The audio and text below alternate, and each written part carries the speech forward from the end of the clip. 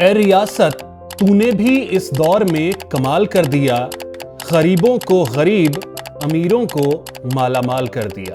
जी हां, मशहूर कवि अशोक कुमार रायचुरकर की ये पंक्तियां वर्तमान परिदृश्य में देश पर बिल्कुल सटीक बैठती हैं। देश में अमीरों और गरीबों के बीच की खाई इतनी गहरी होती जा रही है कि उसे पाट पाना निकट भविष्य में असंभव सा लग रहा है। भारत में आर्थिक असमानता बेहद गहरी हो चुकी है। पिछले वर्षों में इसमें कोई उल्लेखनीय सुधार होता नहीं दिखा है। वैश्विक असमानता रिपोर्ट 2026 के अनुसार देश की सिर्फ 1% आबादी के पास कुल संपत्ति का 40% हिस्सा है, जबकि शीर्ष 10% के हाथों में 65% संपत्ति है। आय के स्तर पर भी स्थिति गंभीर है। देश की शीर्ष 10% आबादी राष्ट्रीय आय का 58% अर्जित करती है, जबकि निचला 50% वर्ग केवल 15% आय पर निर्भर है। यह असमानता दुनिया भर में देखने को मिल रहा है।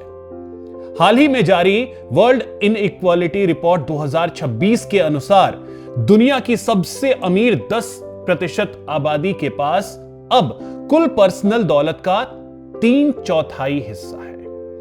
दुनिया भर में सबसे ज्यादा कमाने वाले 50% लोगों को 90% से ज्यादा इनकम मिलती है। दुनिया के सबसे गरीब आधे लोगों को कुल इनकम का महज 10% से भी कम हिस्सा मिलता है। दक्षिण अफ्रीका में दुनिया में इनकम में सबसे ज्यादा असमानता है। यहां टॉप 10% लोग कुल इनकम का 66% कमाते हैं, जबकि निचले आधे लोगों को सिर्फ 6% मिलता है।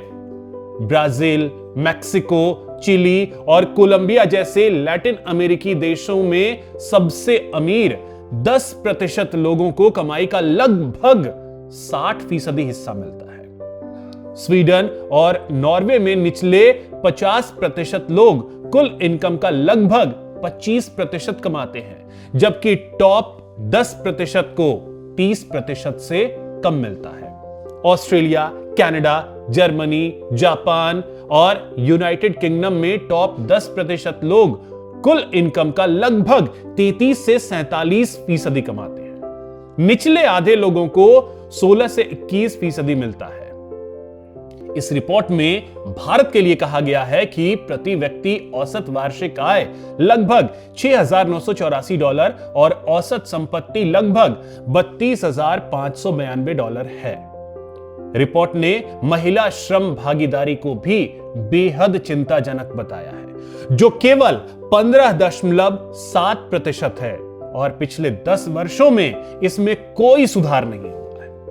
रिपोर्ट में कहा गया है कि भारत में आय, संपत्ति और लैंगिक असमानता तीनों स्तरों पर बड़ी खाई को दर्शाती है।